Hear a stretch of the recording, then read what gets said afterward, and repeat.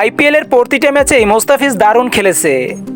চেন্নাইয়ের জার্সিতে মোস্তাফিজ এবছর আইপিএল ভালো উপভোগ করছিল, কিন্তু জিম্বাবুয়ের বিপক্ষে সিরিজ খেলতে মোস্তাফিজকে দেশে ফিরতে হয়েছে।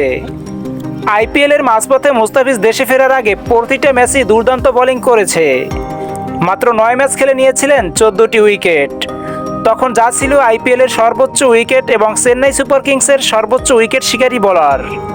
মোস্তাফিজ আইপিএলে এমন দুর্দান্ত পারফর্ম করে অনেক অভিজ্ঞতা অর্জন করে দেশে ফিরেছে বলে মনে করেন বাংলাদেশের সতীর্থ তারকা পেসার তাসকিন আহমেদ।